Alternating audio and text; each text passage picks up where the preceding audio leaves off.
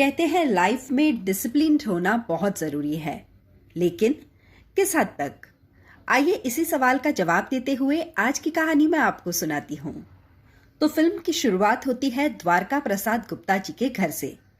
ये है उनका परिवार। परिवार में 4 बेटे, 1 बहू और उनकी हिटलर बीवी। ये है निर्मला जी, जो किसी हिटलर से कम नहीं, लेकिन उनकी यही शक्ति की वजह से घर के सारे लोगों पर नियंत्रण है और सभी लोग साथ भी रहते हैं। ये है रामदयाल जी, जिनकी बीवी गुजरने के बाद वो अपनी 2 बेटियों के साथ हंसी खुशी से रहते हैं। ये है बड़ी बेटी अंजू और छोटी बेटी मंजू। रामदयाल जी का घर हंसी के ललकार से खनकता रहता है। वहीं द्वारका जी के घर तो जोर से हंसने पर भी पाबंदी है। निर्मला जी को बिल्कुल भी पसंद नहीं कि कोई बिना बात के बहुत ज्यादा बोले और बहुत ज्यादा हंसे। वहीं निर्मला जी समय की भी बहुत ज्यादा पाबंद है और वो सभी के समय का खूब ख्याल भी रखती हैं। निर्मला जी का सबसे छोटा बेटा जगन, इसे म्यूजिक का बड़ा शौक है, लेकिन निर्मला जी की वजह से वो खुलकर म्यूजिक भी नहीं सुन पाता। निर्मला जी को अपने बेटे चंदर के लिए ऐसी बहू चाहिए जो घर में सबका खूब ख्याल रखे। द्वारका जी के दोस्त चंदर के लिए अंजू का रिश्ता लेकर आते हैं। निर्मला जी और चंदर के अलावा भाभी सभी अंजू को देखने जाते हैं, क्योंकि निर्मला जी का मानना है कि शादी के लिए खुद लड़की देखना बेशर्मी की निशानी है। सभी को अंजू खूब पसंद आती है और चंदर और अंजू की शादी हो जाती है। शादी के बाद रामदयाल जी का घर बड़ा सूना सा हो गया है और इसीलिए अपनी बहन से मिलने मंजू उसे सरप्राइज देते हुए उसके घर जाती है। सभी लोग मंजू के आने से खूब खुश हो जाते हैं, लेकिन निर्मला जी को मंजू का ये सरप्राइज कुछ खास पसंद नहीं आता। मंजू एकदम खुशमिजाज, जिंदा दिल और जिंदगी को खुलकर जीने वाली लड़की है। अंजू मंजू को समझाती है कि इस घर में कुछ कायदे कानून है, जिसकी वजह से उन्हें धीमे बोलना है, कम बोलना है और जरूरत ना हो तो नहीं बोलना है। मंजू को ये सब बहुत ज्यादा अजीब सा लगता है। शादी के दौरान इंदर और मंजू में किसी बात से बहस हो गई थी और इसी वजह से दोनों हमेशा एक दूसरे की टांग खींचते रहते हैं। लेकिन एक दिन इंदर की मजाक की वजह से मंजू बहुत ज्यादा नाराज हो जाती है। इंदर मंजू से माफी मांगता है और मंजू वापस अपने घर जाना चाहती है, लेकिन इंदर उसे वहीं रोक लेता है।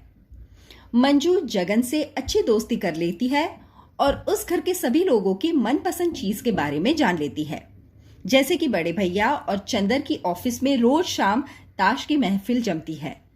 भाभी को आईने के सामने अपने आप को निहारना पसंद है। बाबूजी को गार्डनिंग का बहुत ज्यादा शौक है और जगन को म्यूजिक के अलावा और कुछ भी पसंद नहीं आता। मंजू को ये बातें जानकर मजा आ जाता है। उस घर में सबको अपनी मर्जी से जीना होता है, लेकिन निर्मला जी के कायदे कानून की वजह से वो ऐसा कर नहीं पाते। मंजू बड़े भैया से कहती है कि जो चीज करने से मन को आनंद मिले वो चीज बुरी नहीं होती और इसीलिए ताश खेलना कोई भी बुरी बात नहीं है। वहीं भाभी से जब मंजू बात करती है तब उसे पता चलता है कि भाभी बहुत अच्छा कथक करती हैं। मंजू घर की छत पर जब भाभी को कथक करते देखती है तब अचानक से बाबूजी वहां आ जाते हैं। भाभी और मंजू डर जाते हैं, लेकिन बाबूजी जो खुद तबला बजाते थे वो बहुत ज्यादा खुश हो जाते हैं।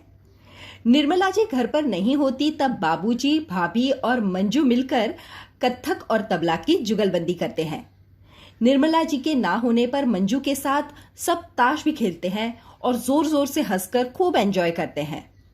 इंदर को मंजू का ये स्वभाव खूब पसंद आता है और उन दोनों के बीच प्यार हो जाता है।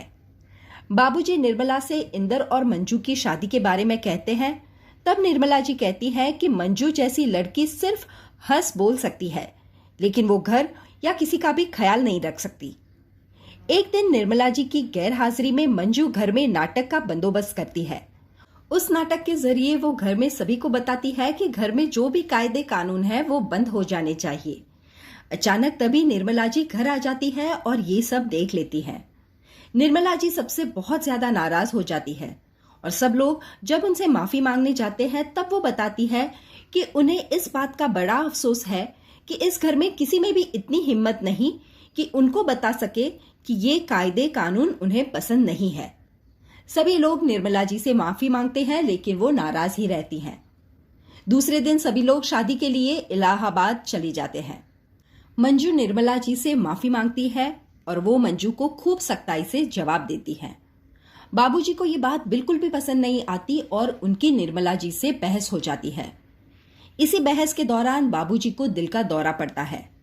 मंजू डॉक्टर को फोन लगाती है, लेकिन डॉक्टर आने से इनकार कर देते हैं। मंजू जैसे तैसे कर डॉक्टर को बुला लेती है और इसी वजह से बाबूजी की जान बच जाती है। मंजू इस कठिन समय दौरान सिर्फ बाबूजी का ही नहीं, लेकिन निर्मला जी का भी खूब ख्याल रखती है। वो बाबूजी को समय से दवाई देती है और बाबूजी इसी तरह धीरे धीरे बिल्कुल ठीक हो जाते हैं।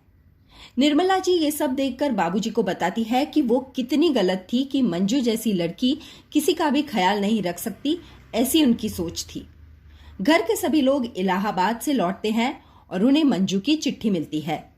मंजू अपने घर वापस लौट गई है। निर्मला जी इंदर के साथ रेलवे स्टेशन जाती है और वहां उन्हें मंजू स्टेशन पर बैठी मिलती है। निर्मला जी मंजू को कहती है कि उनकी सोच खूब गलत थी और वो हमेशा मंजू को अपने साथ ही रखना चाहेंगी और वो उसे अपने गले से लगा लेती है। आखिर में इंदर और मंजू की शादी हो जाती है। तो ये थी सुपर हिट मूवी खूबसूरत की कहानी। ऐसी ही नई पुरानी हिंदी मूवीज की कहानियों के लिए please do subscribe to my channel popcorn time with Vandana. धन्यवाद।